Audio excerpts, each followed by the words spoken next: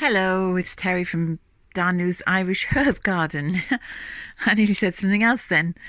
And it's a bit cold here, and all my little seedlings have kind of halted in their tracks. So rather than sow more, I'm going to leave it for a while. And yesterday I repainted a couple of bits of furniture. So I've got a lovely yellow table, got a green rocking chair. My chair out there, which was blue, is now yellow. And two old chairs that I rescued from a derelict house. They're well, the small one is okay. It's still pretty sturdy, but the big one, which had an armrest on it, two armrests, which I loved because it is a traditional Irish country kitchen chair. It's riddled with woodworm. I thought maybe they'd just been and gone, but they must have been actually living in it. You can see the holes that they've left, and even in the spindles. Oh, you can't see. Anyway, I had to knock a couple of spindles out because they were just too weak. So my next project is this pile of wood, which is coming from over here.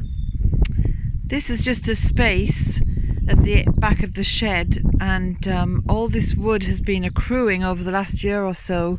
Some of it is willow cuttings for kindling, some of it is just old wood that we might have used in windbreaks and things, and some of it, you can see, still has netting attached. So this is all going to be sorted out. Most of it will go to make a Bealtaine bonfire. Some of it I'll burn in the house on the stove. And then we're going to build a hovel. And I got the idea from a historical documentary called Tales from the Green Valley. It's on YouTube, and these archaeologists go back in time to the 17th century, I think, when King James I was on the throne, so 17th century, and they're living as farmers would have lived in that time, and they build a little hovel. And it's basically just a shelter. It's just a kind of a little shed. It's basically just a roof on struts. So we're going to put two legs here in the front and stretch a little roof over and tidy all our wood into separate piles. So we'll get back to this as the work progresses, just to let you see. So everything has been cleared, all the bits of wood, all the old broken down bits, they're in a pile waiting to be burned. And now we have the beam for the roof, which will be going over this little wood hovel. And Lol has put in some foundations for the wooden beams. So there'll be 3 wooden beams going upwards, and that's the roof. So it's on a bit of a slope, following the slope of the roof over the outside toilet. So that should be done now in the next couple of days. So this is the woodshed now, almost complete. As you can see, it's been clapboarded with some old planks of wood that came from a roof just down the road that was being taken apart. So everything from the old roof down the road has gone into making this shed. I'll just show you inside. All we have to do now is buy some paint to preserve the timbers. So we'll open it up. Here's the back of the shed as it was. And this is where you can see where the foundations were put in. And the big timbers are 3 joists put together. Here you can see 1, 2, 3 for extra sturdiness. And they've just been screwed. All we had to do was buy the screws, because the entire thing was free for us to take away. We already had the tin roof from another project, and that's just going on top. So it is beautifully made by Lol, and once we've taken off this black stuff and repainted it, it'll look beautiful, and it'll tie in to the outdoor toilet, which is here. He's even made a lovely little eave there from over the door from pallet material. So it's looking good, and it's going to be even better by the time it's painted. You won't even realise that it was just old wood put together. And when we come around the corner here, see, there's the greenhouse. Here's the side of it.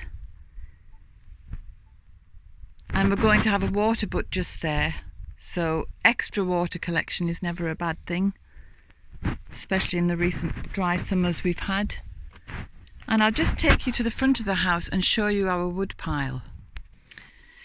So this is the front of our house in our driveway. It's not very attractive at all at the moment, but this is all the wood. It's the second pile of wood that we got for free by asking a local builder what was he going to do with the old roof he was taking off. And this is all the wood, as I said. It's joists, it's rafters, it's all the lats that the what you call the waterproof material before you put on the slates. It's all here. My husband, this is the second lot, and the first lot, my husband took all the nails out of every piece of wood and stashed the wood away for other projects. Here, look.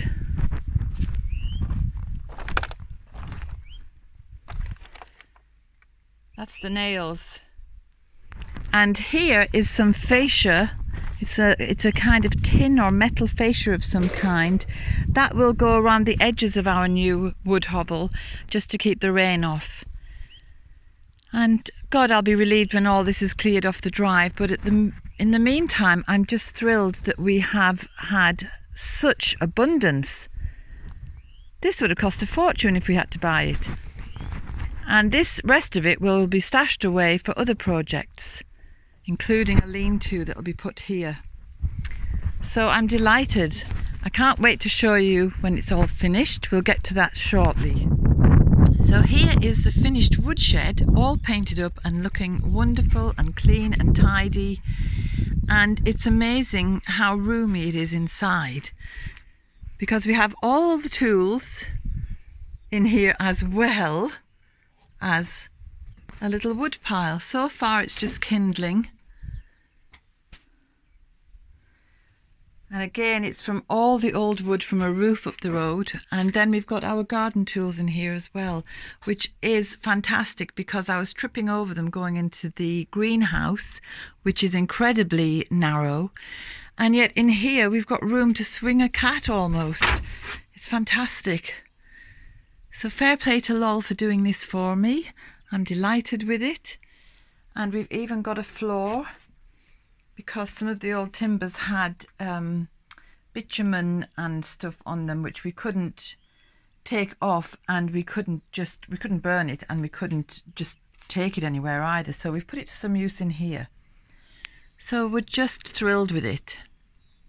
So thank you very much for watching, and please subscribe if you've enjoyed this. And also have a look at the website www.Danu's Irish Herb Garden. Have a beautiful May, a beautiful Bealtaine, which is Irish for summer. We hope that it's going to remain sunny and warm and enjoyable for everybody. So I'm off to work in the greenhouse in the polytunnel now. So bye for now.